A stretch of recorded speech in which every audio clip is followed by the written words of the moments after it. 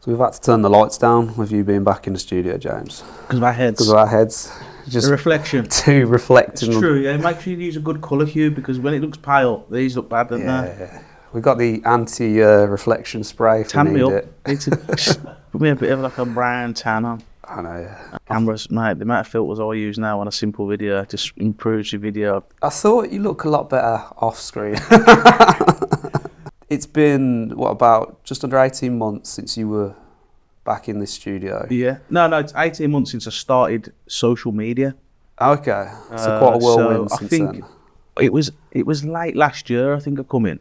2024. 2024, yeah. So, yeah, I'm back again. So things are a bit different now for you than what they were back then? 100%, yeah. My life has changed massively since starting social media. But I'm still on the tools, but I'm able to be more picky, more choosy, and more freedom. I probably should be getting more work in than I am on the tools, but I'm enjoying the freedom of yeah, 100%. But yeah, we did a good install with the over sprites at Atos. Yeah, that was a good install with you. The collaboration. That was a bit of filming with you there. That was I was installing those around the November, December time last year. That was a good install. Yeah, I enjoyed that. Something commercial. I was more domestic house bashing, and straight away, just coming off social media, I was doing something a bit different. And because you're self-employed now, aren't you? So when we last spoke to you prior to in the studio, you were employed for someone else? I'd been employed for 10 years, on site, grafting, house bashing, wiring houses every day. This time of year is my worst nightmare, like getting up. I mean, today ain't that bad, it's a bit wet, but you know when you're waking up and it's dark, 5:30 every day. That's what I say now, it's like I've been waking up 5:30 every day for the last 10 years, getting in a van. I know a load of trades out there do it, but it's a big thing. It's like to have that mentality every day, get up 5:30, go out there. You know, days like today when it's a bit wet, it's a bit cold, it's like all of a sudden life gets difficult, you know what I mean? Especially when you know you got bills to pay, presents to buy this time of year, the pressure. I can see why a lot of lads, I don't know what the suicide rate is. Not that I was ever suicidal, but the... it's tough. We've seen, I don't know what, I can't remember the details, like the numbers, but it was shocking, mate. So I seen the figures the other day. I'm like, there's no way. It's like it's astronomical the amount of lads that are committing suicide. But I think the site mentality is a good thing if you got the right frame of mind, because it drives you to be, you know, that routine. Get up early, get your job done, crack on. You know what I mean? Do your job. But I think there's the dark side of it. Like I said this the other day, there was a post. I think it was like Bull Builders, one of their posts. It was like, what's the something, you know, about mental health. But I remember some of the situations I've been in with blokes, grown blokes, like just breaking down on site, just out of nowhere. You're like, oh my God, I've only just met this. I remember before there was a painter, I was in this house. I don't know where we've gone on with this conversation, but it's important to talk about. It's that time of year. I was basically saying I'm so grateful to be in a situation where I'm not forced, because even though my mentality was telling me to crack on with these, you know, work, deep down I was like, it gets. Is this all I've got? Yeah, just salt every day. How am I going to get out of this kind of thing? So, don't get me wrong, I had other things in the pipeline. Like I've got a couple of houses and whatnot. But as for my income, it was always, am I just going to be on site forever? But I seen a post and it was like about mental health, and I've had like a painter just break down in tears. And I'm like, I don't know what to do here. He just cried his eyes out to me. And I'm like, I've only just met you. And I'm just going, oh, mate, a bit. And he's telling me about his kids and this and that. And then I've had like, I've had a brickie, lovely bloke, just talking to him one day, and all of a sudden it comes out, it's like, oh, my wife's this, and, you know, she's died. And you're like, oh my God, and he's depressed. And you're looking at him and they're like, you don't see what you see, like the drinkers, they're drinking every day. Do you know what I mean? It's like, and the great people, because they're at work the next day, but you don't realise how bad people have it, and you see them and you're just chatting to them. And I've had like over the years, I've had so many random like guys that I've never met before. I don't know what it is. I've always had people start telling me their issues and problems, and I'm like, oh my God. They obviously feel comfortable talking to you. And you know what? That's a good thing, because that's what we're always encouraging. And it's a good thing not only that they feel comfortable talking to you about it, but they are willing to dissect that and explain it and try and figure it out, because like you say, the ones that are drinking, But you see it all the time, don't you? People bury their issues, their emotions, whatever it is, and they'll find it in a bottle or some drugs or whatever it is. And I've been in a house with a plumber, and you're out, mate. Hey, I'm cracking on music side, and out of the blue, he's telling me how his son's died, and you're like, whoa, I'm not. But yeah, you have to just like. You can tell that then he wants to talk to someone, like he can't talk to someone outside of work. Yeah. He's mentioned that to me because I'm a stranger, and he wants to get it out to me. Yeah. There's that many situations when I've been on site. I've been on site probably like 12 years actually. There's that many times on site that you lads that you don't know just confide in you, start telling you things, and you're like, oh my God. But yeah, luckily I've always been quite mentally strong. So I said this on a story not so long back. Like, if I ever think, I just think, what have I got to worry about? The kids are healthy, I'm healthy. And it just resets my mind in a flash. Take stock of what you've got. It does help. Yeah, it's like, bam, I can do that. Whereas I think there's people out there that get sucked into that, oh my God, I've got this, I've got that, I owe this person money, Christmas. And they it's don't like a doom cycle, isn't it? Yeah, and they don't just think, actually, I'm fine. You know what I mean? What's the worst that can happen? Yeah. The worst that can happen is what you go bankrupt or you go to prison or something. You know what I mean? You're still alive.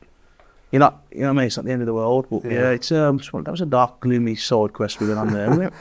But what you're trying to say though is being self-employed, having the opportunities that have been given to you from launching your social platforms. Yeah. That's opened up a whole new world to you, hasn't it? Yeah, and obviously because I'm on social media, you do get work off there, but I'm just being able to pick and choose. Like even today, coming here filming, it's something different. So I know that I've got a job tomorrow, a job the day after, that's going to cover my bills, cover my wages, cover whatever.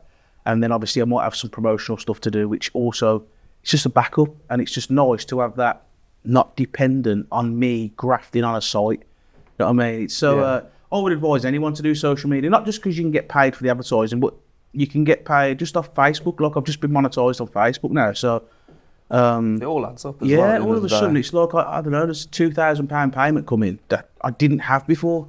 And I've been doing the same for months.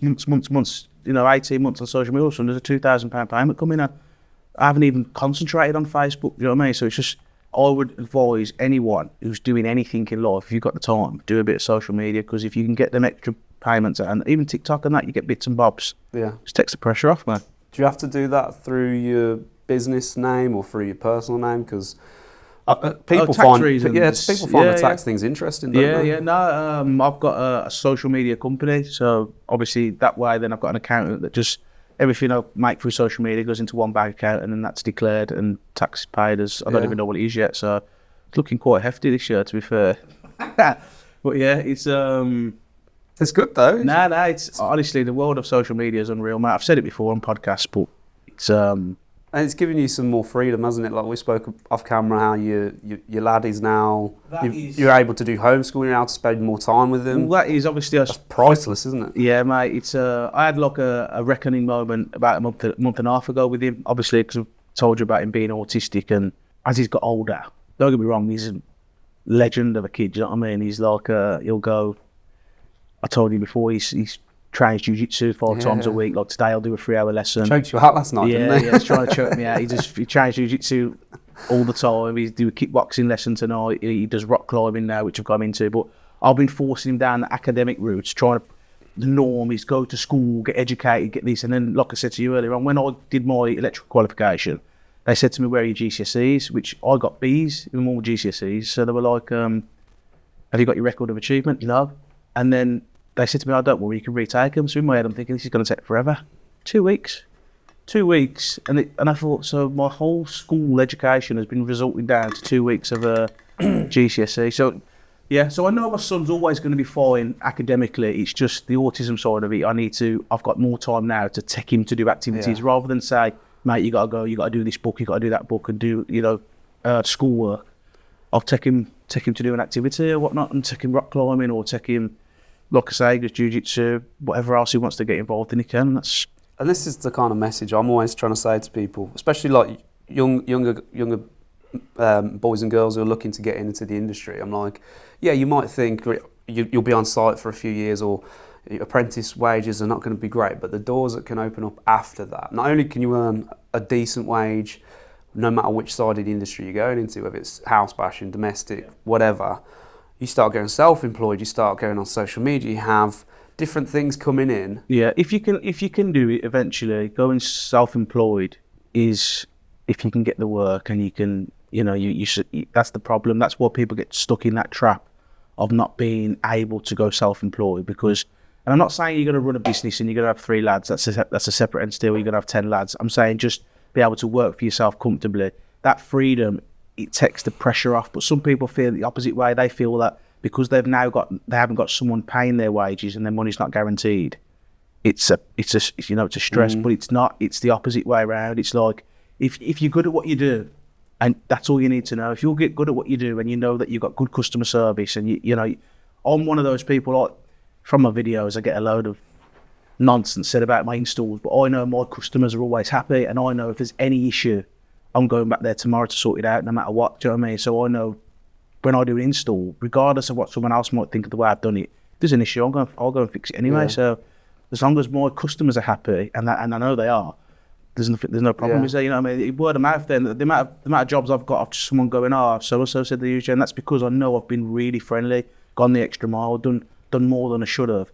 And it might not be the best thing business-wise in for making profit, but it gets that repeat work, and it builds up, mate. And then you can pick and choose then and say, well, I ain't doing that install.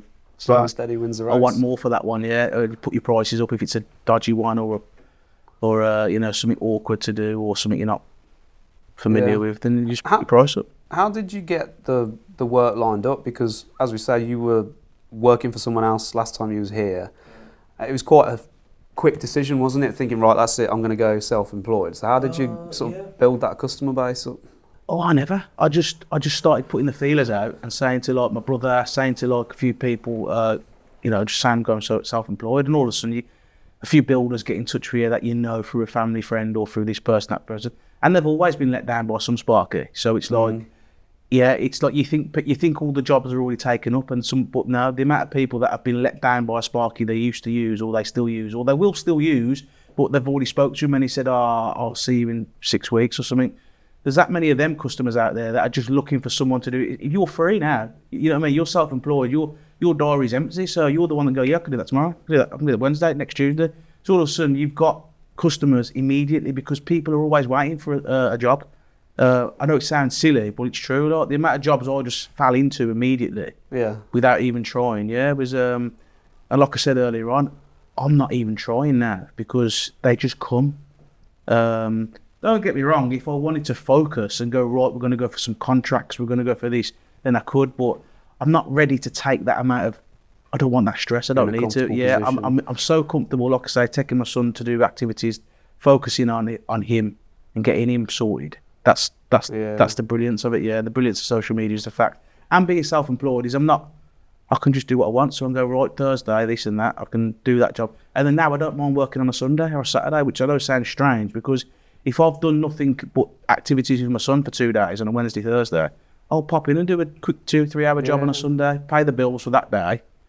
But I was free another day to go and sort my son out. So and it's reassuring to hear, especially for people who are, like you say, maybe finding it stressful, working for someone else, or whatever the reasons are that they're struggling, and they're thinking about going self-employed, thinking, I ain't going to get the customers. You made a split decision. There's a saying that I can't remember who's told me. I think a few people have, but it's never too late to start a 9 to 5. Do you know what I mean? You can start a 9 to 5. Kiss song. Is it? Yeah. Yeah. So it's never too late to start a 9 to 5. Yeah. So at any point in your life, no matter what's going on, you just go and get a job. Yeah, of course. You know what I mean? You go and work in Aldi if you want. So that pressure of not being able to pay your bills, people forget how valuable they are. I mean this in the best possible way. If you go into the normal world of people working, there's a lot of plonkers doing jobs, and you assume that they're these clever people who have got this job, and it's like, if you speak to them.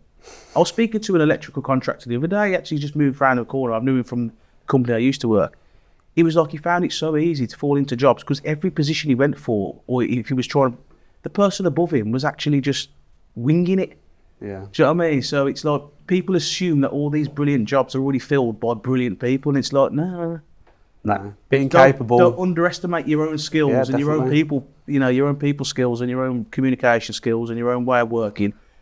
people just think because they've been on site for years or they've just been employed that they haven't got those skills, but you have. It's natural development, I think, as well. When you start noticing those kind of things, noticing how other companies or other people aren't necessarily the best at what they're doing, you think, you know what, I can do that. Yeah, 100%. You can do it. You just got to do it. You just got to put yourself out there and go, right, I'm going to do this, this, and this. I've struggled a few times. Like, I still haven't passed my 2391 because when I'm under pressure, you know, like in an examination, written, I can do anything. I know any exam. If I've got to revise, I can pass that exam, no problem. Practical, as soon as someone's watching me, I'm just annoyed. I can't get over the fact that someone's watching me, so I've got to do that at some point again. Yeah, we've got a challenge board for you later as well, where we're going to be watching. So that'll be easy, mate. I'm going to be in your ear again. There's no pass or fail in that. Do you know what I mean? Wow. When you've got a pass or fail guy, this man here is controlling your face. I know what you mean. It is. Who's he? I mean, who's this man? It is difficult, but I get it that's how they assess if you're qualified to do so. But I need assistance. Yeah, it's difficult when there's. That can get me the pass on that. Let me know. It's difficult when there's someone breathing down your neck watching, and you know, it you're under pressure. That bad. It's just I made it that bad in my head. Yeah, it's not a natural way of working, I don't think. Well, some people deal with that situation better than others. I know there's kids 18 doing it. You know what I mean? I'm a big 37-year-old man and I'm struggling, but it's what it is, isn't it? Crack on. Go another day. Some of the kids that are doing don't those, dwell on things. like like we've had people in doing the skill electrics course scheme up and down the country, and it can go national as well, multinational. Amazing what some of them are capable of. We've had a couple of them in here. It's like blows my mind, and it's great to see that younger people are getting into it and being as dedicated and disciplined as they are at it. Well, that's it. Yeah, a lot of people don't have much faith in the new generation of being tradies, do they? Because there's a certain mentality that's missing now. I didn't have it. I wasn't born with that. When I first stepped into electrics or being on site, I seen the way my brother worked, and I was like, you know, how's he doing that? And then I had to develop that site mentality of cracking on and getting a job done. Yeah, but I said this before. Did I say this on the previous pod? I think all kids or all men, no, all people, should do a year on site minimum. You know, like people used to go into like the army, and things like that. You should go onto site for like free. You don't. No, you're just a person that is on site, and you can do any job. If you want to be this, you want to be that, and you just have to go and do it as like a service. Yeah, be on a building site. It'll open up your vocabulary of swear words as well. Yeah, but it's hard to show someone. I hate this because it's like people are, all jobs are hard, some are mentally stressful.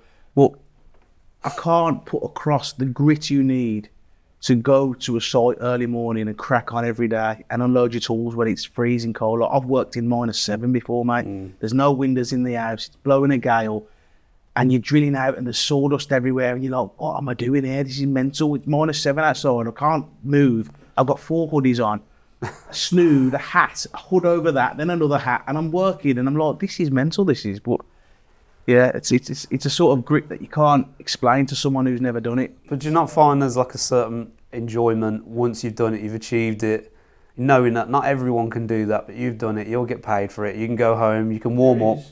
There is. That is like an ego thing that gets you though. That ego that's an ego that is, I can do this. No, not everyone can do that. But that can drive you, can't it? It can drive it, but the only thing is with that ego is eventually one day you might not be able to live up to that expectation that you've created in your head, because that ego of me being the best, me being the quickest, me being the fastest, right, all to produce productivity for your gaffer. Yeah, so you earning him money.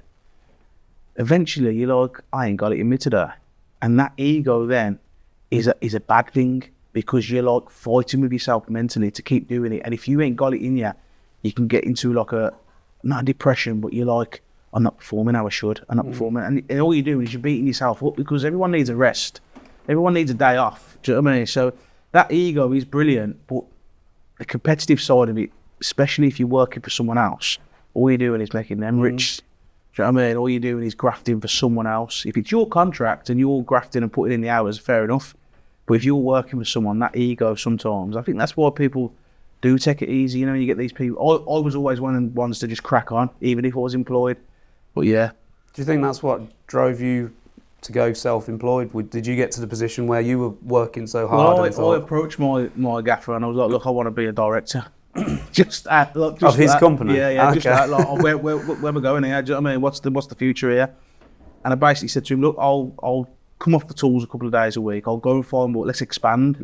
Because he had it comfortable. Like, not he didn't have it comfortable. He had it to set up the way he wanted. Yeah. I was like, I just basically wanted to see whether this is it. Have I got any opportunity at this company? And other than, and he was basically like, there's no room. This like, apparently I was the highest paid there already, which I was on. My basic wage was like 65 grand a year, plus my van was paid for, fuel was paid for, plus I had an apprentice paid for. So if you add all that in, That's not bad, is it? 65 grand a year basic wage, and then van and my apprentice paid for. Yeah, so it was good. And let's be honest, I was home at 2 o'clock every day, 1:30. So it's like, but then people are like, how are you? I can hear the uproar coming through the camera. Imagine that job. Imagine I know, being yeah. on 65 grand a year, your van's paid for, your fuel's paid for, I'm employed, I'm getting holiday pay, getting sick pay. No, I didn't get sick pay, ever. But yeah, getting holiday pay. And I've said, nah, I'm leaving this job. But like I said, it's like... What's worth more though, the money yeah. and the tax you pay on that, or the freedom to be able to pick and choose and be with your family? That's it. Well, I was waking up, like I say, 5:30 every day, like a load of blokes do. I know it's nothing special. But my goal was I wouldn't stop for a break. I would get to site. If I was at site, if I got to site after 7, I was annoyed. You know what I mean? So I'm on site 6:30, 10 to 7, straight in the plot. I'm working. I don't stop. Anyone that's worked with me before will know I do not stop until the house is done. Then, so that could be a 2-bed. It could be a 4-bed. So if the 4-bed would probably take me an hour longer, but I'm blasting that house out. And come 12 o'clock, I'm like, right, we're nearly done now. Load up the van, let's go. So sometimes I'll be like 1 o'clock, I'm like, we can't go home this early. You know what I mean? I've got to make it look like we've done something. But that's when I started underestimating what I'd actually done, because other people couldn't do that. Yeah. Other people couldn't go on site and do that job and get it done by 1 o'clock and meet all the standards and be signed off and everyone be happy and the quality of work be there. So yeah, that's I did have that skill, which is kind of like, in the end I was like, I'm a silly for leaving this job, but in the next morning I wouldn't be able to walk because it took me 15 minutes from the limbs to, like, you know, the aches and the pain. So it was hard, man. Yeah. It's hard. It's hard on site. That's quite a shift especially from the last episode where you were saying that, and you touched on it briefly about how when you first got onto site back in the day, you weren't feeling it, you didn't have the right attitude, you'd got a bit of a didn't want to take orders from people kind of attitude, to getting those years and experience on sites and now being self-employed. That's quite a big shift, isn't it? Well, I had this, I don't know if I was going to bring my apprentice on.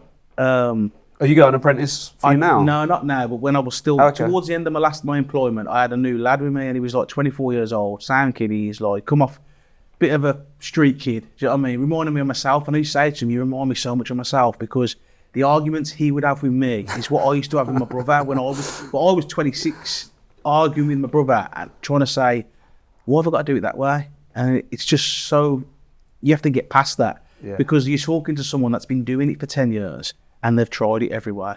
You might have the odd little tip where they go, actually, that might be a good idea. You know, somebody said something to you, I'll try that. But generally, they've tried it every way. Yeah. They know, do you know what I mean? So imagine then some lad is trying to tell you how to do your job. The first thing I said to Josh, his name was, sound lad.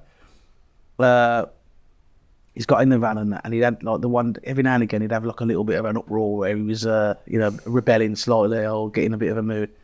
And I just turned around and said, you don't know how lucky you are that I'm picking you up, you know? Because I'll still do this job today, whether you're in the van or not. In fact, the one time I was wiring a 3-bedroom or a 4-bedroom house with him, and he lost his hammer within the first hour of work. So he couldn't clip any cables. So my head then was like, right, I'm getting this house done no matter what. I'll get it done quicker. Now he's not doing it because I ain't got to think about him. So I wired the house the same way, just got the house done. And that was my way of saying, you're looking to, I don't need you. I don't need you. Do you know what I mean? And then I wasn't being nasty. When I was saying to him, you don't know how lucky you are that I'm picking you up, it's my way of going, appreciate the situation. A lot of people won't even pick an apprentice up because it's difficult to not only get apprentices, but get apprenticeships. It's a difficult world out there. That's what I was basically saying to him. But that's I get a lot of people. I had a lad messaging me yesterday, a couple of lads messaging me all the time saying, "Oh, you're taking any apprentices on?" I've probably got 5 or 6 lads in my inbox now, just that have, probably more than that, mate. That's over the last month. Just saying to me, "You got any apprenticeships, or do you know where you're based? How would you get an apprenticeship? I've been looking." And my advice to you is, if you get the opportunity with anyone,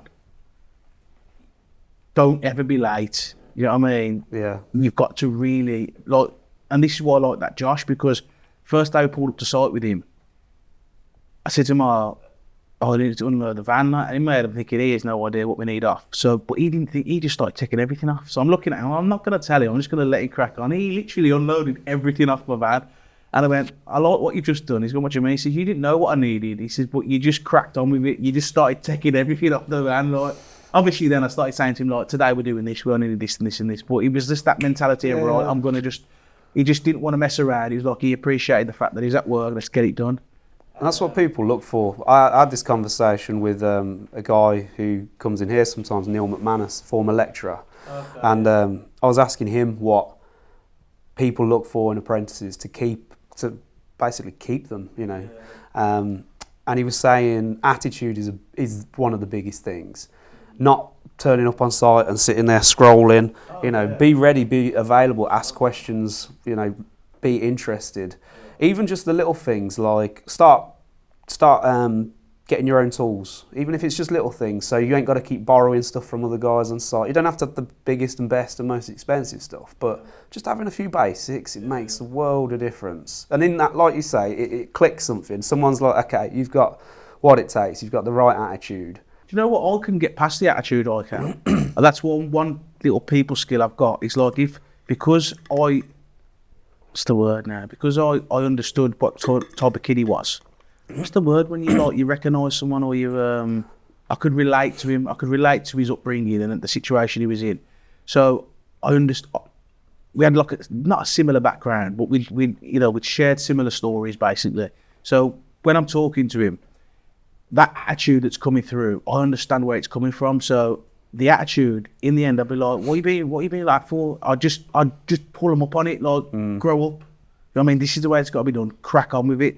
And we had a few little arguments, but the attitude, I like a bit of attitude because it shows that they're... It shows you're invested. Yeah, it shows they're caring, you know what I mean? Like, if someone's being a complete plonker, then that's different. But a bit of attitude is in questioning what you're doing, or... sometimes it shows a bit of, and you need that on site. You need a bit of, you know what I mean, a bit about you. And I'm not saying you can be rude, but don't just be quiet. Try not to be the quiet, shy kid. I know that's hard for some people, especially if you're going on site. But if you can have a bit about you, it shows that you've got that willingness to just crack on. You need that character. Yeah. That's what site will bring out in a lot of lads. But even if your character isn't, boisterous, that site, just be yourself. Completely be yourself. Thing. Yeah. Even if, I say this to my son now, he's like, he holds a lot of what he thinks in, because this is what I'm saying to you about my son. It's like, he has to try not to be rude to people, because if you said to him, what's happening, Leo? Do you know what I mean? Like, I remember there was an instance, someone said to him, what's happening, Leo?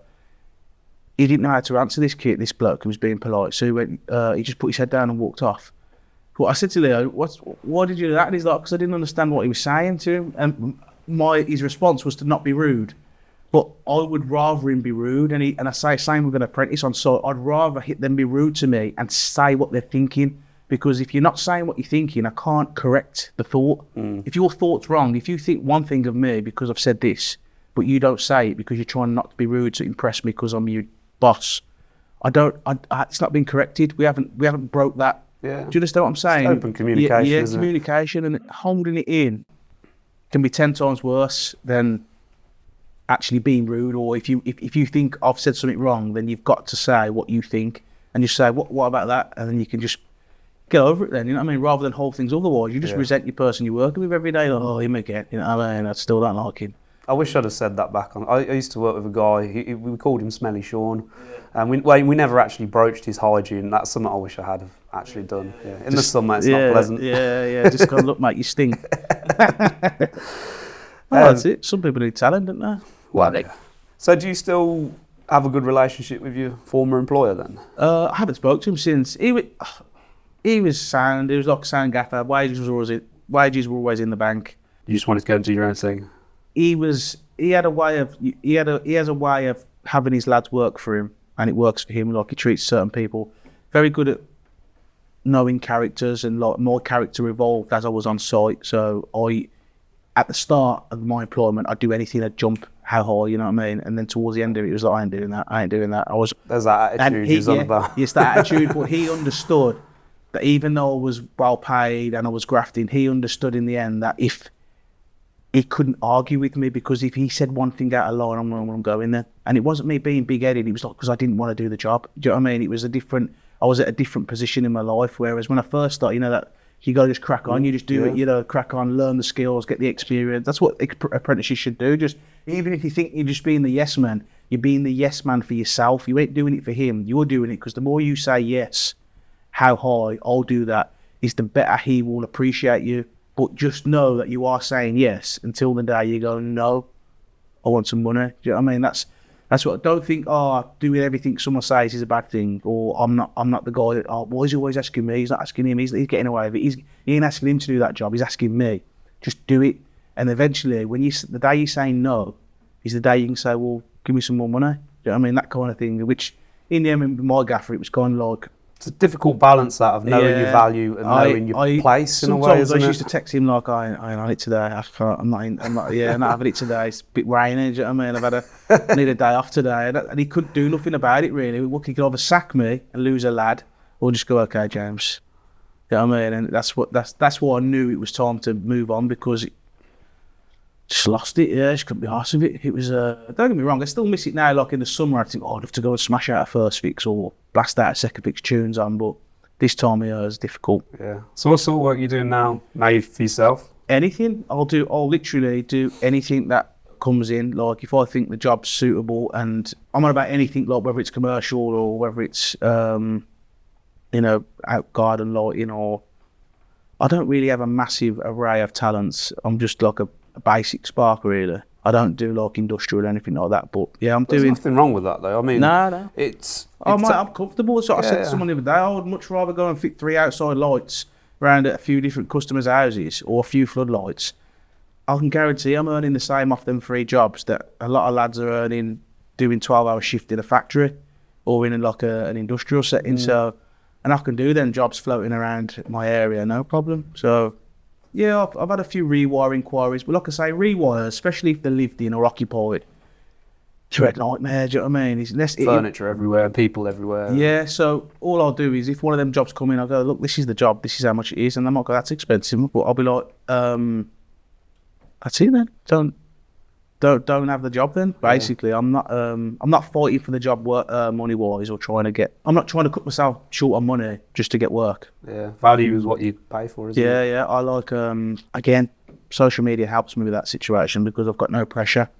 But dude, would you say I was like that before I had the social media side of it anyway? Because when I first went self-employed, in the last 6 months, my social media has changed massively anyway. So I was self-employed, getting work, but even then, I was just making sure, don't be desperate to take on the crap jobs here, because they are out there. And you realise straight away, people get in touch with you, it's all about price. As soon as it's all about price, it's like, it's not for me, because you've got 10 other blokes that you're asking. You've got an electrician on you.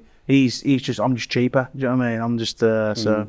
And that's something I've spoken about before, especially with new builds. Some of the way those sites are ran, where they're literally getting a few people who don't even have like the basics, but they'll go and do it cheap. They'll have one person sign off 100 houses or something like that, and that's not just the electrician. That's everything. It's I'm not naming names. I'll get in trouble, but you hear about it a lot. I'll be honest with you. The sites and the builders I used to work for were better. Some of the stories you hear, I always thought ours were brilliant. Like some of our installs, but they were immaculate, mate. Yeah. Honestly, yeah. I mean, there was a couple of lads that used to do a bit of a rough throwing job, but generally, the lads at our place and me, 2 or 3 lads, their installs were immaculate, and they'd smash them in. But it's because they're doing it every day. So, like I say, to get to that level of experience, I know people go, "Oh, you're just a house basher." But I once don't like that term, to be honest. I've never liked it. I find it. There's different grades of people that smash out. Even with plumbers, like I've worked with loads of plumbers on site, right? And I used to know who was a plodder, who's going to take 5 days, and then I'd know him there and his brother are going to smash that house out in a day and a half. They're probably earning $1,000, probably more than that, and it will be one of the best installs you'll see. And it's like that plodder, or that guy that just moseys on and does his work, he's working to his own pace and whatever he wants, but there's levels on site of who you work with. Like, if I go into there's some lads now, obviously I'll be rusty now, but there's lads, they don't even have to see the drawings, you know what I mean? They're doing it every day in, day out. It's a skill in its own, and people don't appreciate that. Like, no, you're right, you do see it. You see it in everything. You see it in the carpentry, the plastering, the plumbing, everything. Some of the work, you hear about a lot of the bad ones. You see a lot of the bad ones on socials, you know, where they're going around with snag lists and things like that.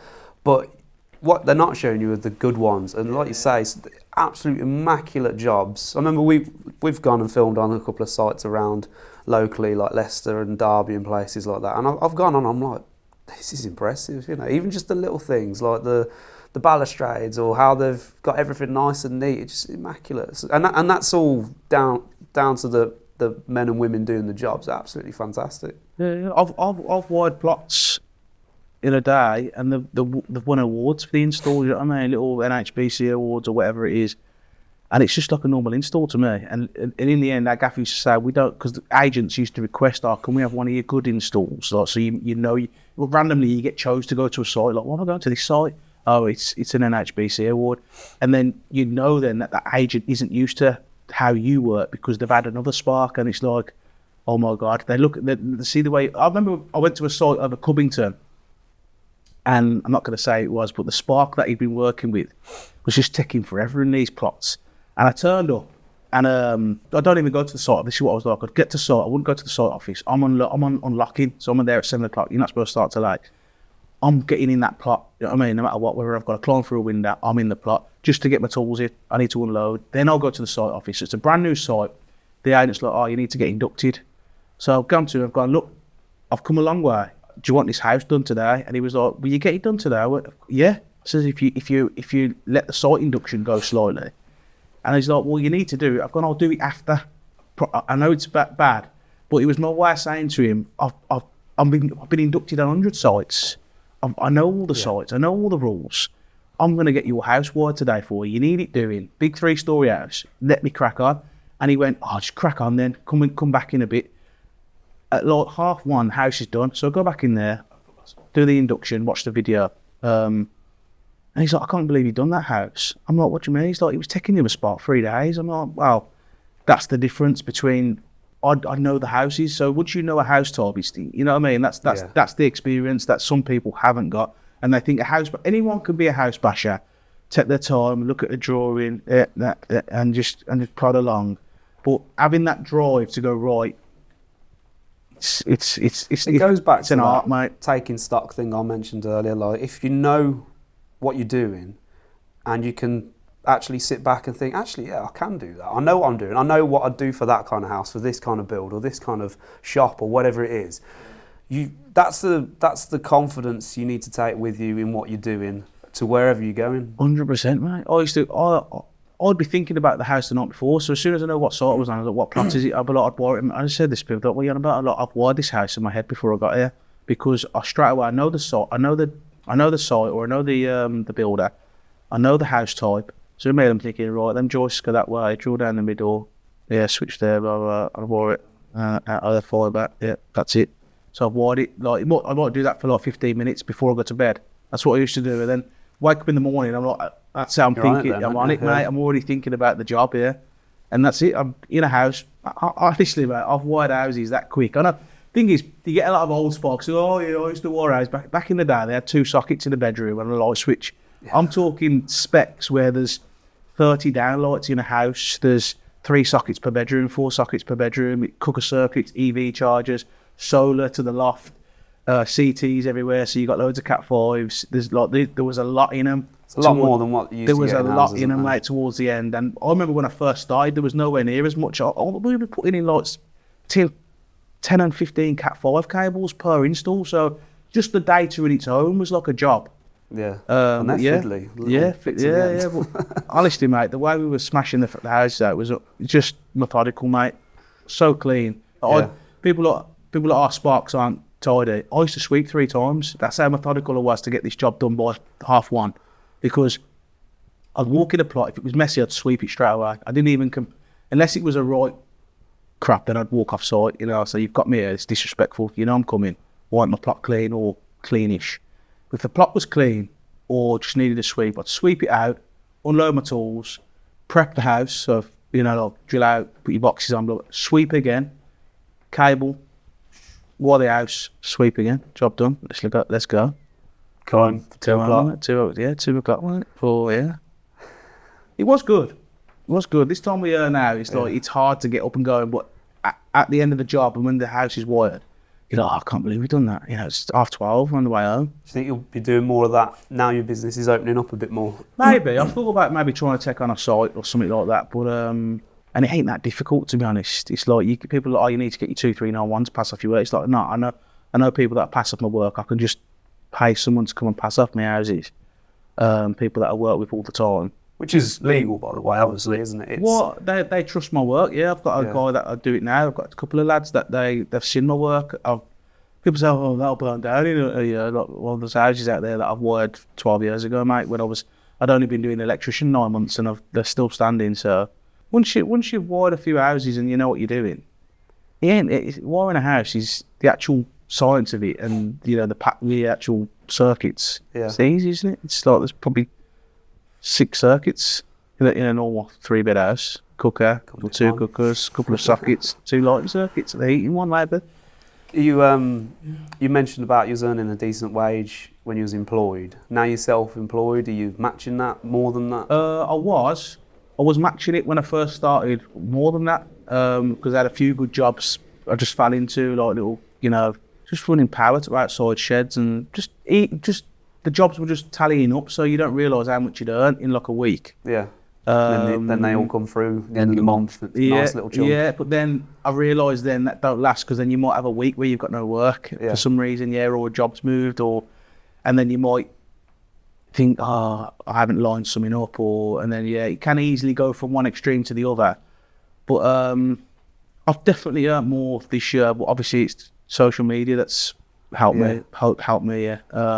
And you're also, let's not name too many names or anything like that, but you've got sponsorships as well, haven't you, from various companies? I work with quite a few companies, yeah. I've got good relationships with a few companies, and the best one, Scolmore being one of the best ones, the biggest companies in the industry, mate, let's be honest. Do you think you're obviously getting extra income now through sponsorships? Do you see that lasting? Because you're at a point now where you're obviously self-employed, you've got additional income coming in. Are you having to sort of plan ahead, thinking, well, this one might not last forever, this one might not last forever, I've still got bills to pay? How are you sort of planning ahead with social media? I don't take it too seriously, is what I do. So I'm aware that my accounts could get hacked tomorrow. There could be an internet blackout and I've got to get to work. That's the way it is. Go back to site. Like I said earlier on, it's never too late to start a 9 to 5. So the worst case scenario is I'm working in Aldi. I mean, I'll take that, no problem. Stack some shelves, stress-free. Until someone gives you attitude. You just quit then, didn't you? I ain't doing this anymore. I ain't doing this crap job. But, this time next year, I could be sitting here going, I've got no more sponsors. It is what it is, isn't it? I'm not, I ain't tied to social media. I'm enjoying it. I'm enjoying social media. I like it. Have you looked at anything else? Because obviously a lot of people plan for the future now. I think people, especially now because of social media, are probably a little bit more financially literate in terms of, I don't know, investments, planning for the future. Is that something you thought about? I'll be honest with you, I was thinking about that before I was an electrician. Yeah. I mentioned it earlier on before the cameras were rolling. Me and my brother have got a few houses already. We've got a few HMOs. We've got a few properties already that we've.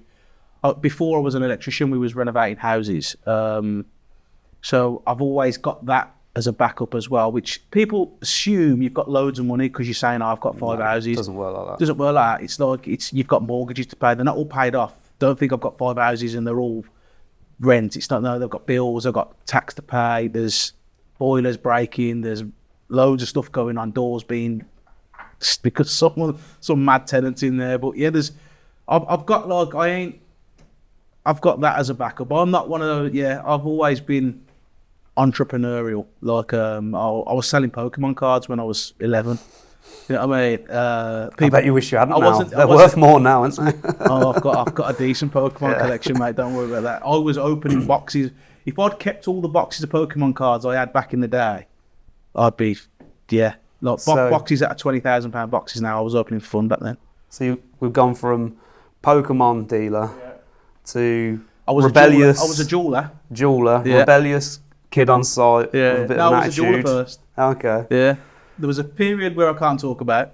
Then I was so I was selling Pokemon cards and anything I'd get my hands on, buying and selling laptops, phones back in the day. I went from that.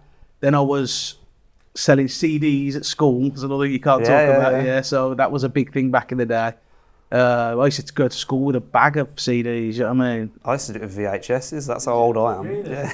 I won't tell you what was on the VHSs. Yeah. Oh, yeah, so I've done. And then, I was a jeweller, so I used to work for a Jewish chap in the jewellery quarter, running gold, so I was buying and selling gold and working in a jewellery shop with no brains, just learning the job as we went. Worked there for a couple of years. That was an experience. Then I worked at a taxi rank. My brother owned a taxi company, Castle Vale. That was an experience, mate. I bet, yeah. Oh my God. I was threatened with a gun.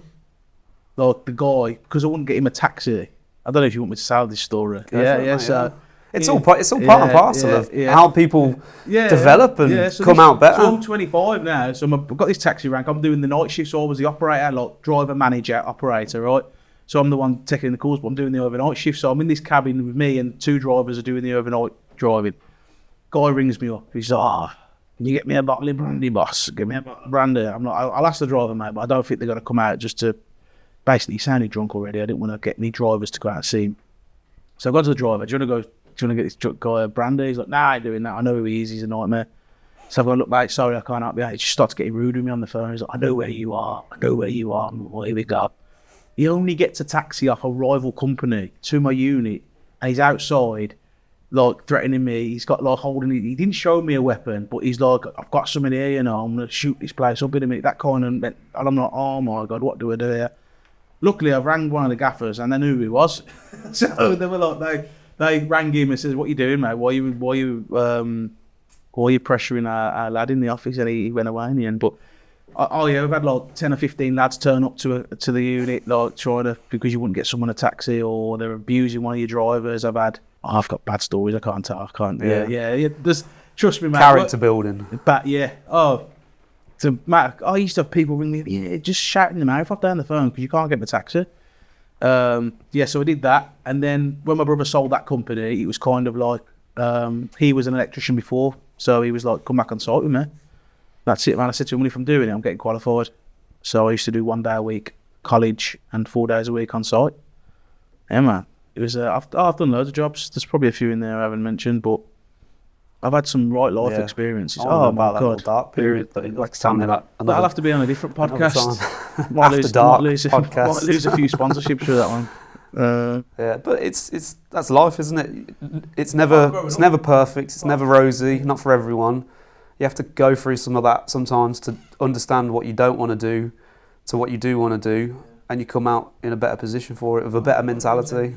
The best work you can do is work that you're doing for yourself and you're proud of. Do you know what I mean? So if you're doing anything you know is wrong, or you know you're not proud of, then you shouldn't be doing the job, because deep down you may think you're happy and you may be getting money, but your soul ain't clean. You know what I mean?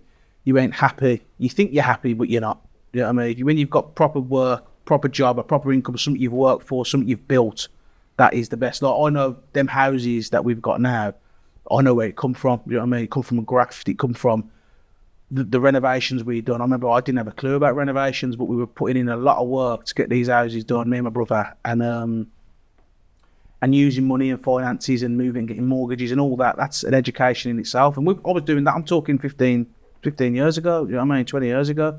All that thing we've built there, I know is something for my kids. It's something, and people think, you can't do that nowadays. You can't. It's hard to get mortgages now, especially if you've got nothing behind you or anyone to help you. It's very difficult to get into that property thing now, and with the interest rates, the profit isn't there. You know what I mean? Unless you can cash buy, profit isn't there in the properties anymore. Especially if you're getting high mortgages, interest rates. It's more long term. It's long term, yeah. But even then, it's like I've literally got a phone call the other day off my mortgage guy, and he was like, "Oh, it's his fault really." He was like, "Oh, I forgot to renew your mortgage. It's gone onto a variable rate for December. It's going to be £1,500." I'm like, God. So I'm like, well, you could have renewed it last month. Why be like, the lady in the office hasn't reminded me. So we've had one of our mortgages, we had one mortgage which was interest only. The rest of them are all capital payments. It's gone up by £400 a month. Just from one guy's yeah. Well, so we've redone it now, put it on a fixed rate. But yeah, it's just. You see, a lot of people in trades sort of have that as a bit of a natural progression, don't they, going into property at some point? Not for everyone. It's the old mentality of bricks and mortar, isn't it? You're safe with houses, safe as houses. Which you are. Houses go up, don't they? It's like anything. Houses go up in value with inflation. So, and if you don't sell the houses, you don't have to pay tax on them, because obviously you pay tax on your rental income, your profits, but just rather than sell a property, just remortgage refinance it. You don't get taxed on it then. Yeah, exactly. So you refinance it and then buy another one or whatever. So it's good to have a security knowing that you can sell a house if there's ever a situation. But are you using trades that you've met throughout the years to help with these properties? We did do. Yeah, we haven't renovated one in about 4 or 5 years. Actually, before COVID. So yeah, the C word. Before that episode, that's when it kind of stopped, because we didn't know what it was all. Everything dropped off, didn't it? We didn't know what was going on, so we kind of took the foot off the gas with the houses. But I have been thinking about it lately. Someone I know some friends of mine bought a farm recently. I mean, they've got a brilliant business and whatnot anyway, but they bought this farm and it's got my eyes open now to wanting a farm. So I'm far away from it, but that's what's in my vision. I can see you in a straw hat and a pitchfork. Yeah, on a cowboy. Yeah. I look like a scarecrow. You got the beard for it. Yeah. Now I'd like a bit of land, like a good 3 or 5 acres or something like that. That'd be nice, or like 10 acres. It's good to keep your goals moving, though, isn't it? You can't sit still. It's unhealthy, I think, to sit still for too long. Yeah, I have a lot of plans in my head. Yeah, I've always got something. Even I don't even tell anyone. When I've told you, then, but I have thoughts that I keep in my head, and it's like they're there. And I don't want to say manifesting, because everyone manifests these days, but I've done that for years. Yeah. I have a thought. All start. I mean, you might think starts from a thought. Exactly, yeah. It might sound cheesy to some people, positive manifestation and all that kind of stuff, but everything starts with an idea. You can't build something, you can't do hate something. using the word manifest, right? But just thinking, because manifesting makes you sound like some hippie crazy guy, yeah? But just thinking about something will make it happen. My example of that is 2 years ago, I was waking up in the morning, feet were killing, couldn't walk, freezing cold, thinking, how am I getting out of this job? How am I getting out of this job? Where can I go with this? I can do this, I don't want to do that. I was thinking about, I need something. And then out of nowhere, I bought some meta glasses, you know what I mean? And I started filming my content. And then I've realised that it's just a different avenue. So I'm not saying social media is my future and my life. It's another line, do you know what I mean? And in life, if you can get a few lines, I don't like using the term line because it can mean something else, but you get a few lines of business, yeah?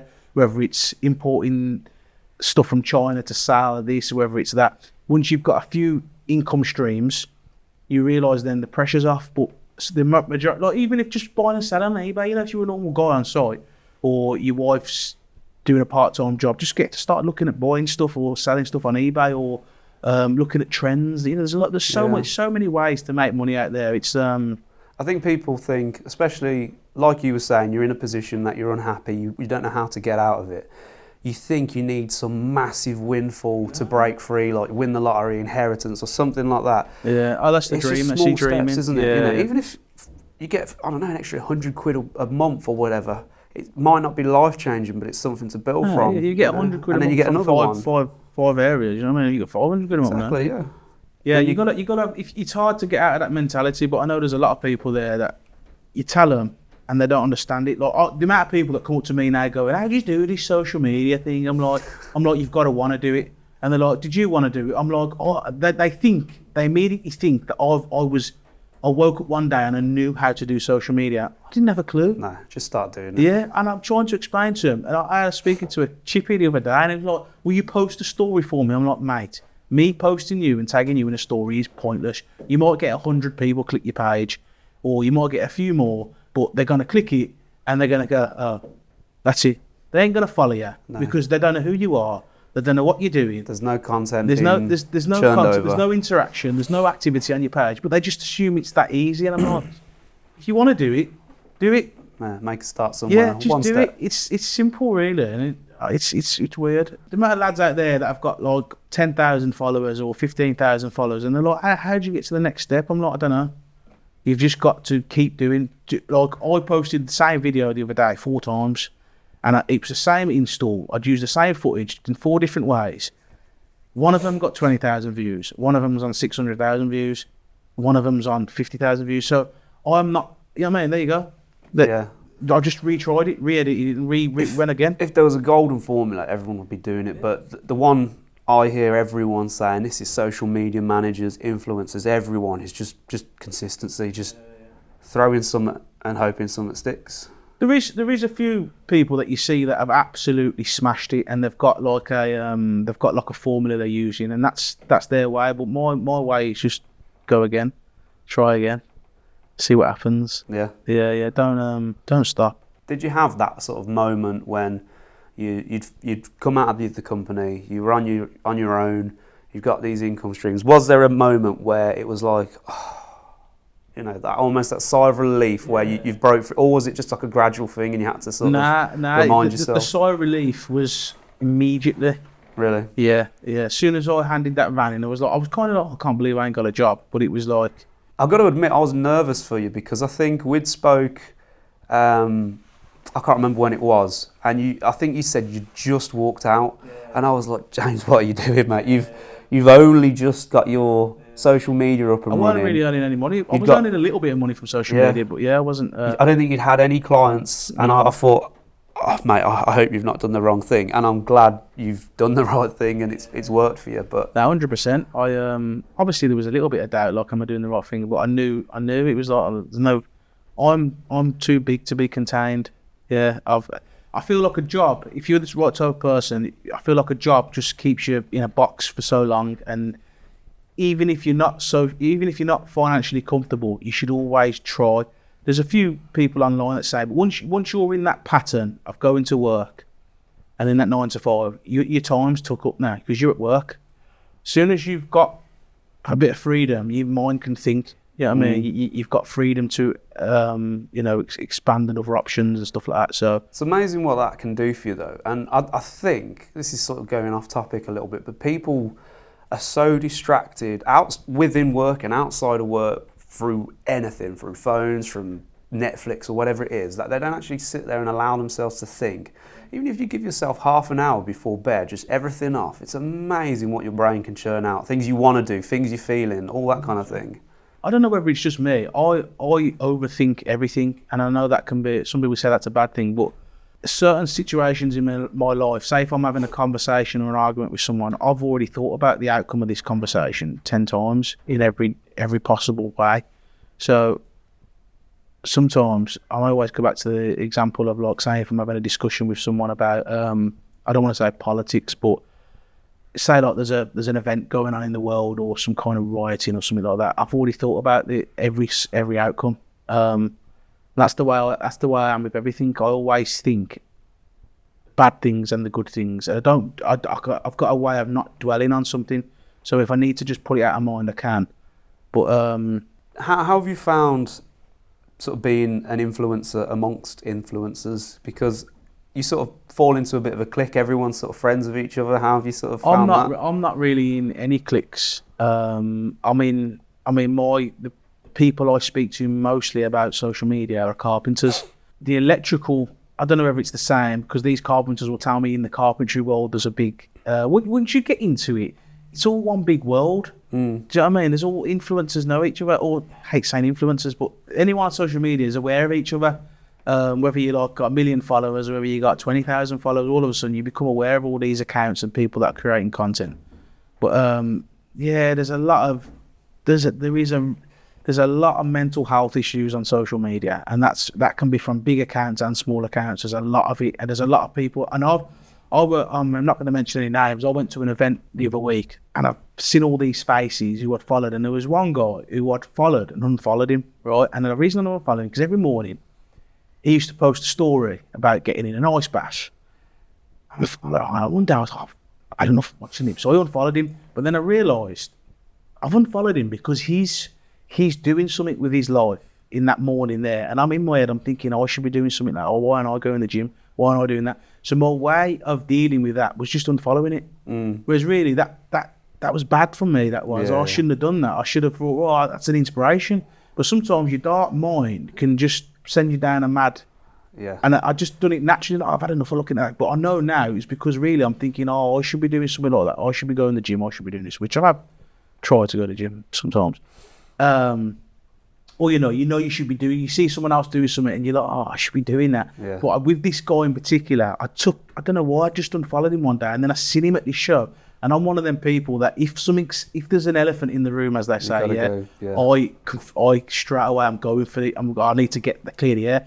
So I've gone up to him and I've gone, oh, you're right, mate. I ain't gonna say your name. Oh, you're right, mate. How's it going? Nice to meet you. I unfollowed you because you kept getting a fucking ice bath. I unfollowed you because you kept getting in an ice bath every morning. I thought he was going to take that as funny and like, he never. Really? Yeah, and in the end, I could tell by his face that it hit him as if, why is this guy talking to me like this? So in the end then, I've come the morning after, I've messaged him going, look mate, I said this yesterday. I could tell that it annoyed you. I could tell that I don't want to say upset him, but, I'm sorry, I shouldn't have been like that. It was all me I didn't mean it to come out like that. I was trying to be friendly, and I realised, and he was like, yeah, I'm so glad you've said this to me because it affected my night. And I was like, yeah, he was like, and that's the way I am. I like to try and confront things, but sometimes people aren't made for the confrontation. But that's good that I needed to clear the air. It's good that you recognise that within yourself, because you see it a lot of the time. Like, say for example, you say, I'm going to go solo and do this. Yeah. Other people who might be afraid of doing that be like, no, you shouldn't do that. And that's just a reflection on them. Well, that's why, especially on social media now, I've got no grudges with anyone. I've had people badmouthing me in the background without even knowing me. I've had people putting my name, drag my name through the dirt for no reason. I've got no grudges with anyone. I really haven't. I thought about trolling you, just about your hairline. I love the trolls. They're my favourite people. It used to wind me up. I wish I could go back to the start when people were trolling me and replay it and retake that and relive that situation, because I'd be so much more calm now. Back then it was like, oh, these people taking the mick out of me, do you know what I mean? Like that. Yeah, you just gotta ignore it. Yeah, ignore it, man. I don't read the comments. I love it. Ever.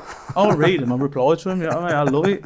I love it, mate. I love the fact that they've got the need to comment on my video. I thrive off it now. People are, you're doing all that clickbait. I'm like, I'm not. I don't mean to do it. It's just my work.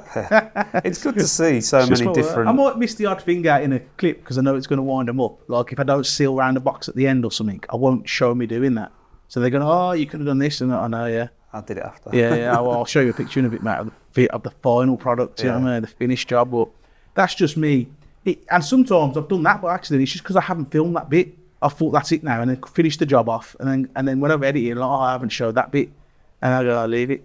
It's good to see though so many influences from different trades popping up now. Like I've noticed ones from like chippies and people. I'm like, wow, there's a few I like. There's the builder. I can't remember his name. Big Jack dude. He's always taking the mick out of different trades, but he does a lot for mental health. Some of the stuff he's done is brilliant. I'll probably know him. I'm terrible faces and names. There's a Scottish chippy. I can't remember. I'm rubbish at remembering the handles. I know the one you're on about. Quite animated. But I forgot his name, but I know the one you're on about. Yeah, but it's great to see people doing it. There's loads, mate. It is a massive world. Yeah, and it's such a different element. I mean, you roll the clock backs. I mean, let's go 30 years ago, as we talked about earlier, the installs were completely different. It was a lot more, I wouldn't say basic, but compared to what it is now, it's different because there were less sockets, the boards weren't as technologically advanced as they are now, and then you come forward with certain different amendments, there's different rules, regulations, different 100%. Products. And there's people on social media that have been in the game since then as well. So you know what I mean? Yeah. I'm kind of new to like, I've only been doing it 10, 12 years, electrical. So there's people that have been in the game way back then, and now I've got these huge companies, and they're on social media, and they might have 10 or 15,000 followers, and they're on there as well. And it's like, that is a bit of a weird one with social media as well, because there is lads out there that have got these big companies. You know, they've got like, I don't know, 5 or 10 lads working for them, or 3 or 4 lads, and they've built up a big business, and they look at people like me as if they do you know what I mean? They've got a big company there, and I'm just a one-man band, and I'm still doing well. And I'm still doing well. And sometimes I feel like you do see like a bit of indirect story sometimes, and I feel they've got every right to do that, because I can't think of an example now, but it'd be like a little dig at, you know, the little guy, and it's like they've built these big companies up, they're smashing it. Do you know what I mean? It's like, I ain't got no big company. I may have more followers than you, and I think sometimes they feel a bit envious, like they should have all them followers because of the big company they've built up. And I wish they had them. You know what I mean? I agree. I think sometimes I look at these people, I've speak to a few of them, and the sound and that, I've had a few little tiffs with them, but they're like, they've got big companies, mate. That's the world of social media, though. You can... It's like, on social media, I've got this big following, and they might have a decent following, but they're, in the actual scheme of things, they've got contracts, they've got this installed. You know, they're doing £100,000 installs. I'm nowhere near that kind of job. Do you know what I mean? I've done some big wires for big houses, but as for £100,000 installs, I ain't got a fleet of vans and all that. Do you know what I mean? So unfortunately, that's not how it works. It doesn't matter if you're the biggest and the baddest and most experienced. You could have a channel, literally. I've seen ones where they're like scraping soap. And it's ASMR, and they're getting ridiculous amounts. I seen one the other day. Someone was like, "Oh, it's like a sarcastic comment, like, we don't want to see how you install a twin socket because it might be an industrial spark or someone that sees himself as someone." Oh, brilliant, man! I know you're an industrial spark and you can bend tube and do containment brilliantly, but I can get 100,000 views or 200,000 views fitting a twin socket. That's my specialty. You know what I mean? But then they'll put like a sarcastic story out, and it's like, all right, mate. Do you know what I mean? Fair enough. I know you're this big company. How things are interpreted. They might just be doing it as banter. They might be doing it with a bit of malice. You never know, do you? No, I don't know about malice, but yeah, whatever it is, it's there. So back in the original start, it would have bothered me. Now I appreciate that people. You don't realise that the people, you don't know them. You see them on social media, you don't know nothing about them really. Yeah. And then sometimes people start telling you stuff, or there's a lot of instances. There's loads. It's a crazy world. And I just think if social media can get to you if you're not built for it, mentally. Oh, it does though, doesn't it? You see it, especially kids, younger people, or anyone for that matter. It can really take its toll on people. I think it affects women more, but I think that's because I feel like women have got this standard to uphold, like this beauty standard. You know, cosmetics and all that. I know some men do as well. Like, I'm bald, I don't care. Bald is beautiful, mate. Bald is beautiful, yeah. But I know a lot of men also get caught up in that image and being perfect, especially with the filters. I said to you about putting filters on it. I put a filter on sometimes and I go, whoa, I look good, mate. A bit of tan on that. Yeah. All of a sudden I look lovely. You look lovely now, mate. When you look in the mirror, then hey, you is it? That's the problem, and that's, I think a lot of men now, and more women obviously, makeup and stuff like that in the past, but I think social media and having that filter and people taking selfies, and then when they actually look in the mirror, it's not the selfie they took, and I think that's there's a lot of good, but there's also a lot of negatives. I think the negatives of it, realising that's not who you are. Which platform? Which platform have you found to be the best for you? The only one I don't like really, I keep meaning to concentrate on YouTube and do some long form content, but I'm just haven't got around to it yet. My plan is January, so I'd like to attack YouTube, but I'm basically inactive on there. I just post a couple of shorts every now and again. TikTok, I don't like. I think I've got 50,000 followers on there. I can't remember. I can't bring myself to post on TikTok that often. I don't know why. It was just never my platform. I was never on it before. I only started it because of social media and doing whatever. But Instagram and Facebook, they're linked together anyway, so it's easy. You upload one, it goes to the other. So, they're the ones. Have you found when you was in your position working for someone else, there were certain levels of stress. Have those levels of stress changed? Are you getting different types of? I work more hours now. Yeah. Yeah, I work a lot more hours now, but it's hours I'm enjoying. So before, you know, like I said, I was getting up at 5:30, driving to site. I'd probably be home after dropping my apprentice off at 2:00. So I don't know what the hours are there. So I'm home at 2:00 every day. But I am exhausted. My knees are aching, my feet are aching. I'm a big guy anyway, so it's not like I'm no athlete. Do you know what I mean? I'm done. And I walk in the house and I'm exhausted and I had nothing left in me. Now, I'm obviously on the tools still, nowhere near as much, but I'm on the tools. But then when I get back, say if I go out and do a job, so I turn up 9:00 now, so I wake up at 7, I might go and have a coffee, wait for the kids to get up, say goodbye to my daughter, go to work, chill, go get a coffee before I turn up to the job. Never done that. Just being able to go and get a coffee before I go to, because before it was always site, work. Now it's like I'll go get a job. I'll turn up to a job half hour early, sit outside on my phone, upload a story. You know what I mean? It's just relaxed. So now I'll go to a job. I might be there a couple of hours, film it, go home, edit it for 2 hours, mess around with it. Oh, that's good, right? And then I speak to a company or send I've always got a lot of emails to send now, a lot of invoicing, a lot of that side of it. But I don't mind that because I'm in my house. I'm not outside in the freezing cold. I've done my work for the day. Yeah. I'm now going to get paid. I've got paid for my job. I'm going to get paid off the video I'm going to post. Plus, I've got a sponsor for it. Plus, I've got to now send an invoice for that company, reply to that, and then I've got a potential deal that's pending in 6 months' time. Or it's just constant. It's sort of like I was in bed the other night, 10:30, and out of nowhere, this brand messaged me going, "Do you want to?" And I just said to my missus, "I've just potentially earned £1,000." She's like, "How?" I'm like, "This brand have just messaged me. They love my content. They want to work with me, you know." And I'm like, nothing might not come of it, but you get a load of them messages. And like I said, that's 10:30 at night, so. I'm not the only one that's still, but that's the kind of work I like. And people are like, "Don't you like to switch off?" No. I bet that gets your brain ticking, especially if you're trying to get to sleep at 10:30. You're like, "Ooh." Yeah, I love that though. Yeah, so I'm not one of the people that need to switch off. If I switch off, I'm done. Do you know what I mean? I need to always be thinking. I'm always thinking. So this kind of situation for me now suits me because the physical side of work, I can do it. But it batters me and it drains me to the point where I've got nothing left. That's what I was saying earlier on. Once you're tied into a 9 to 5 and you're exhausted, you've got no energy for nothing else. Whereas now I'm doing the tools, but because I've got this bit of freedom, I've got this. I'm active. I'm mentally active more now, so I can look at other options. And even if it is 10:30 at night, some guys emailing me about potential collaboration or there's an email to respond to, I enjoy that.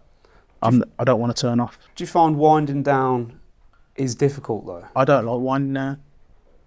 That's something I find interesting. If I go on holiday, I'm going to be on holiday, but I don't want to wind down now. See, I can relate to you there because I find, especially when people wind down, they do not bad things, not talking like drugs or anything, but things that aren't productive. Well, is it the devil makes work for idle hands? Exactly. That's the saying, isn't it? I used to say this to my apprentice: if you're not busy, you're messing with stomach. You see a lot of people, they'll be like, "I ain't got time for this. I ain't got time to learn that. I ain't got time to develop this." But they'll do hours of Netflix, hours of Xbox, hours of scrolling or whatever like that, and they're like, "Well, that's how I wind down."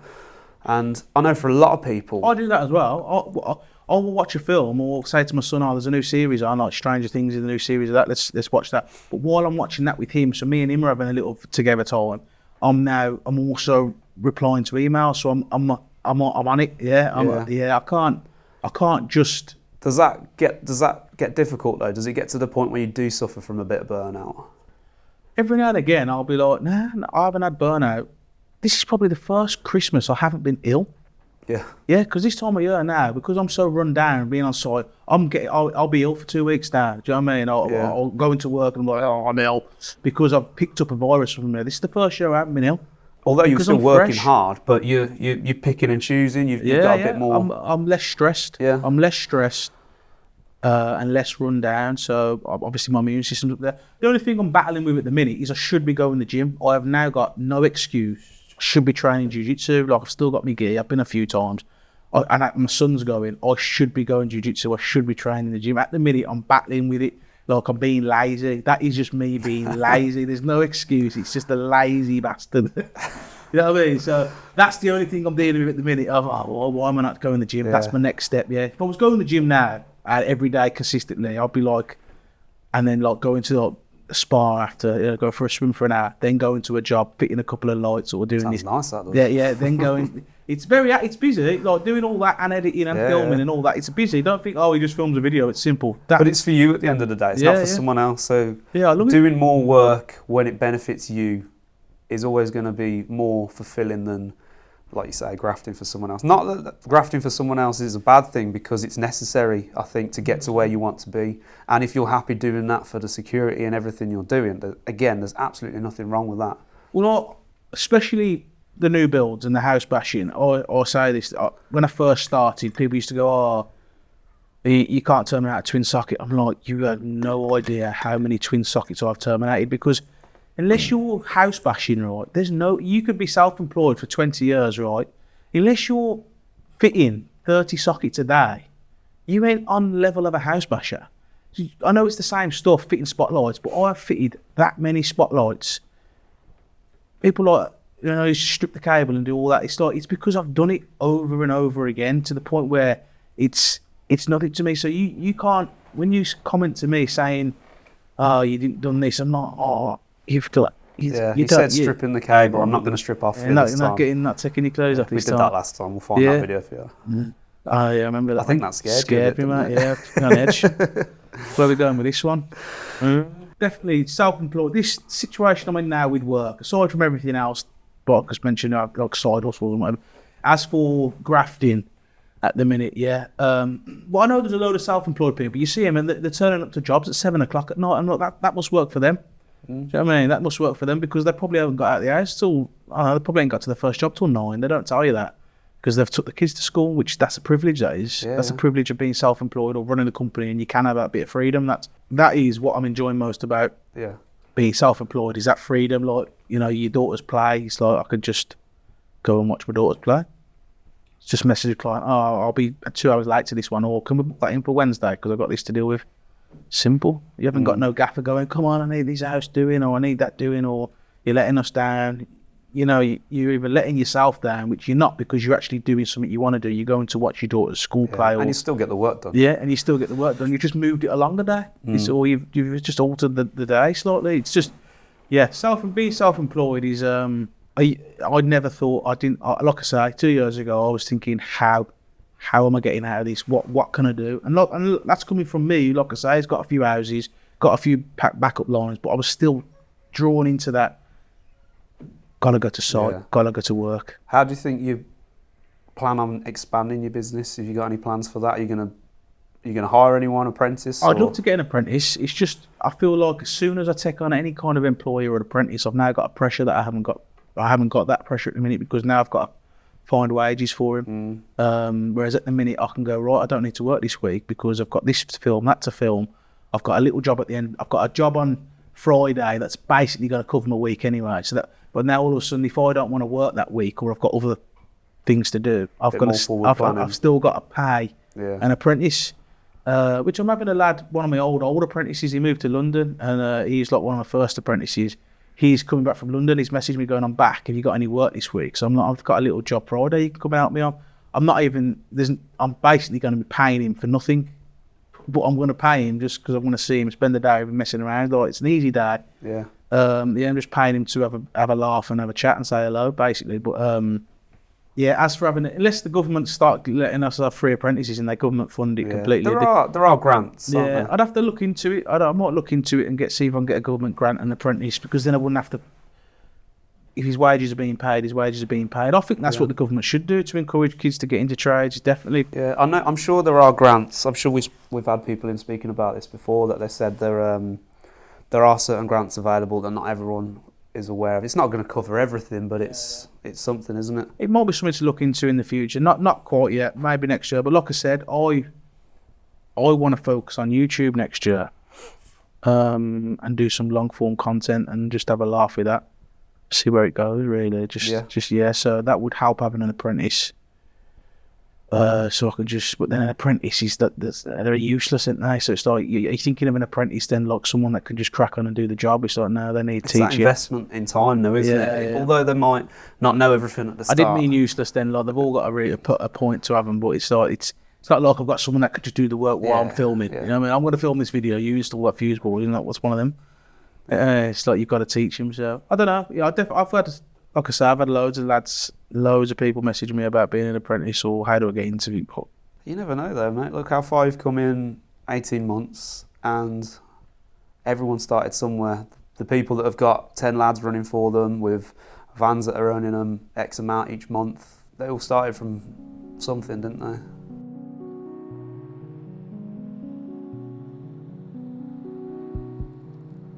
So James, you mentioned about some of the income streams you've been getting and the different routes you've had coming into the industry. And we briefly touched on how you've expanded into, well, not expanded, you've always sort of had your fingers in property. Yeah. Has that been quite a natural thing as someone being in the trade? Not really. Well, it goes together, like, you know, butter on bread, but that's a good one, isn't it? Butter on bread. Trademark that. It goes together like butter on bread, yeah. But it definitely helps. It's definitely, you know, being in the trade, you know people who are skilled, they plasterers, you know, all the different trades you need when renovating a house. So definitely, we was into property from an early age because of my dad, the influence from my dad saying, you know, if there was an opportunity arise, he was like, we need to buy this house, basically. Young, I'm talking young. I remember when I was like 15, my dad was telling me my older brother needs to buy a house because there's an opportunity available. He's the only one that could get a mortgage because he's 17 and I think he got a mortgage. It was only like 300 quid a week, something like that, 300 quid a month. What my dad basically said, and this is one thing I've said in the past, that a lot of people, especially in the certain communities, don't work together. Like if you work as your brothers, you are double, you know, you're doubling strength if there's two of you. So my dad put that into us from early, like buy this house. You're the only one that can buy it, my older brother. So you have to buy it. You'll get all the money back that you're paying through. We'll all contribute towards mortgage payments and whatnot. But when it comes to the profit and everything, it's split between the brothers because it's a family thing. So, and my brother being an electrician, he's the one that got me into electrics and taught me. Obviously, he'd been on site, knowing, you know, seeing houses be built, seeing how things are put together. So when it comes to the renovation side of things, yeah, the knowledge was there, and knowing people and who to ask for advice when it comes to renovating definitely was a good step. Yeah. And like I say, having someone like my dad to push you into that direction was definitely a good option. But if you can get into property, if you've got a bit of money behind you, it's not quick, fast money unless you're doing turnover, renovation turnover. It's not super fast money, but if you can get the right house and have the money to invest in it and turn it over, then yeah, you can earn good money. And there's also rental incomes as well. Interest rates now have killed it slightly, but yeah, you can earn good money off rentals. It's a secure income and a secure, you know, long-term retirement plan. And being on the tools, it's a physical job. It's going to take its toll on your body and your knees and your joints. It can't last forever. So, well, that's the dream. In 20 years' time, if all the houses are paid off, the rent is all profit then, isn't it? So I can just be employed by my company that holds houses and have an income stream just off the houses, yeah. Do you see a lot of people, electricians, tradespeople, now getting into this? When I was on site, a lot of people I used to speak to, there's quite a few people I spoke to that used to have a few properties, yeah, 100%. I think back in the day as well, depending on what generation you are, you could always buy off the council. I don't know if you remember that scheme, the right to buy. So there was a lot of people... You have to have lived there for so many years, haven't you? Yeah, so there was a lot of people buying their mum's house, weren't there? Or buying their nan's house. That was a good... That's one shame, you know, a shame that it is for now, the new generation. They haven't got the option. So to buy a house now, was it minimum £200,000 really for a property, isn't it? Whereas back in the day, you could be buying your mum's house who's been on the council for 30 years and it's £100,000 house, but you're going to get it for 22 grand off the council. You don't get them discounts anymore. That was the dream back then. Like I say, it's not available anymore. So it is definitely difficult now, but more difficult now to get into the property side of things. Yeah. What's your method? Because I think we talked about influencers. There's now a lot of influencers out there talking about properties, talking about the business side of things. And I suppose a lot of people on site now are probably aware of that and they're unsure. Like, there's a lot of different methods to it, isn't there? You do see a lot of Instagram pages pop up. I mean, I don't really listen to them, you know, and it's like a course on learning how to buy properties and sell properties. I didn't need any of that. Like I literally thought, right, there's a house there. Here's an example. Like, so my mum and dad's house, it was worth £200,000. I basically forced my mum and dad to sell their house. We bought another house that they didn't want to live in, but I said, there's no way you and dad are going to be able to get a better house because you're not working. You're at an age now where you can't really get another mortgage. So you're never going to better yourself. Whereas if you let me take your money off you, live in this house for a couple of years, and I promise you, after that time period, I'm going to be able to get you another house, better house in a better area. And they trusted me with that. And I did. They lived in an area they didn't want to live in for a couple of years, but then the house they live in now, you know, it's like a lot more. It's a lot more valuable than the house they were living in a lot better area. And that was just through me going, you got to do this. So that's another one. If your mum and dad have got some equity in their house, if you can maybe sweet talk them into selling it and using the equity to buy houses now. At the bottom of the garden. Yeah. But that wasn't the first house we bought. That was just a way of expanding. I think a lot of people, when they're trying to think about getting into property, it's all well and good knowing the mortgage side of things, knowing the Well, I just planning. spoke to mortgage advisors, I did, and accountants and stuff like that. I didn't look at a course. I knew that the limited companies was the way to go because at the time it was still you could still deduct the mortgage out of your income if you had it for your personal you can't house. do that anymore. And then slowly they've reduced the amount you can deduct, and now to the point where I don't think you can at all, can you? So I was aware. I don't know how I was aware of that. I spoke to an accountant or someone.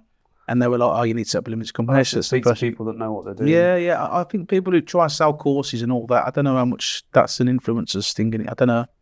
But I think for a lot of people, it's also the not knowing how much things are going to take to fix and renovate. But if, like you've got connections, you're on site, you're in a better position than a lot of people because you can walk into somewhere and be like, well, that needs ripping out, that's going to cost X amount. I know someone who'll do that, he owes me a favour, or she can come in and do this, whatever it is. You know someone that's going to be able to do it. You can get a rough price in your head because that's your job, going in, quoting these kind of things. Well, isn't it? we did, because there was 3 brothers, there's me, my 2 old brothers, we did all the dirty work as well. So you go in there, because you're used to trade and grafting, every house we bought, we took back to brickwork straight away. So it's like literally go in there, rip everything out, rip all the plaster off the wall, start fresh, rewire, replumb it. I mean, that is the expensive way. A lot of people tart houses up, you know what I mean? Just rejig the electrics, rejig the plumbing, move a bathroom. But yeah, we took everything back to brickwork. The one we did, we bought a 2-bed and built an extension on the side, turned it into a 5-bed. That was a good one. But again, you've got to have the capital there to invest or to put back into the renovation. So that was a good, because obviously you've only got the mortgage then for a 2-bed, and at the end of it, you've got a big 5-bed in Sutton, which worked well, man. A lot of people will dip into those profits, won't they? Yeah. So we spoke about this off camera that don't use the profits, leave it there, because you don't get any tax on it. Then if you need the money, you can. Refinance and go again. Just keep the profit in the business. We're not financial advisors, by the way. Yeah. No. Do your own research. You put it back into your houses, don't you? You reinvest it into your houses, and that way the money's there eventually. It's always there. And when you're older, when you need it. Yeah. When your knees give out and you don't want to be traipsing through lofts and things like that. Or when we want to sell them all and move to Dubai. Yeah. I think you'll get in trouble in Dubai. Yeah, maybe. I don't think I can afford Dubai. Cyprus, maybe. Yeah.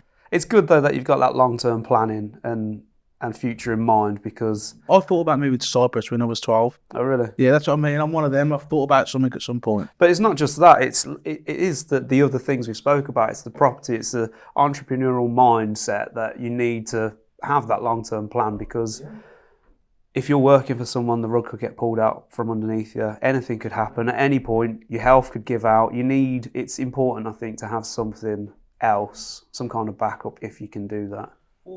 When I say move to Cyprus or Dubai, I don't mean move there permanently. I move there and you're back and forth. Do you know what I mean? Because that's possibilities. That is possible. A lot of people have a holiday home, don't they? But everyone thinks that all this is so far out of reach, and it isn't. No. It's not that far out of reach. You just got to use what you got. Look around you and see what you've actually got. Take action. There's more stuff. You've got more resources than you think. Especially people in this country, you've got a lot of resources. You can, if you haven't got a job, then you've got time. Do you know what I mean? If you ain't got a job and you've got no money, you've got time. So use your time. Do you know what I mean? So no matter what your scenario, you got to look at the benefits. So if you have got a job, you're getting money. So maybe try and find a way of using your money and the bit of time you have to get out of the job, or don't get into a job in the first place. Who knows? Who knows? All I know is once you've got a job and you're stuck in that job, I vow for this. Once you are employed and you are stuck in that job, you then get things like car finance, phone contracts, and the rest of it. Now you have to go to work. All of a sudden now your time's gone. You know what I mean? And that is the issue, and it's true. I've heard other people have said it online, but it's these are things you learn. I say this to my son. There's things I say to my son, and he'll go, "Oh, you've been listening to so and so on TikTok." I'm like, "You're mad at you? I've been saying this for 20 years before we even knew what social media was. I'm talking about life experience here, son. But they all assume you've learnt it off TikTok now or Instagram. It's like, no, I haven't. I was talking about this stuff many moons ago, but you know what I mean. Now you get put in a box now, don't you? Like, oh, you've been being influenced. Like, no, this is life experience. You can't pay for that, mate. No. If you do move to Cyprus, we'll send you a Scolmore branded hat. Yeah, I think you'll need it over there. You'll have to come over and film, maybe one day. That's a dream. Who knows? Maybe possible. I think you got it. Possible. I think you can do it. You've done well with what you've been given. As I said earlier in the episode, I was a bit apprehensive when you told me you quit your job and was going alone, but you smashed it. You're doing well, and it's great to see. And I hope that does influence people for the right reason. I'm not saying go and quit your jobs. Do your math, do your homework. Think if it's the right decision for you, but just know that sometimes the grass is greener. Sometimes you take a step, well, it depends. will work out for the better. If you've got a career path and you're following a career and your aim is to rise through the ranks and become CEO of Apple, whatever. Well, I don't know what your career path is, or whether you want to become a doctor and have your own surgery or whatever it is, then that's it. You've got to follow that route. But if you're someone who's just got a 9 to 5 and you're working at McDonald's, even if you're an electrician, you've got to do the best for you as an electrician. Where are you going at that company? Where are you in 10 years at that? Don't think, oh, I've got to do something now.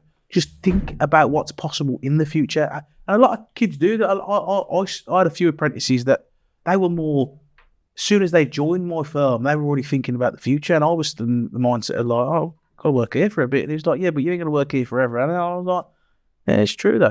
And this is a young lad. Some young people don't have that mentality, but some lads have got that mentality. So, yeah, definitely always look to the future.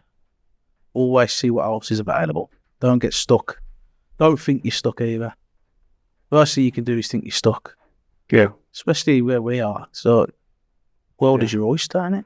I think, people get scared, don't they? Especially, you watch if you didn't watch the news, you wouldn't be as scared. You watch the news, it's all doom and gloom. They think the world's going to end. I don't watch the news, you know. And I think that would scare a lot of people from making any decisions, but... I don't watch the news.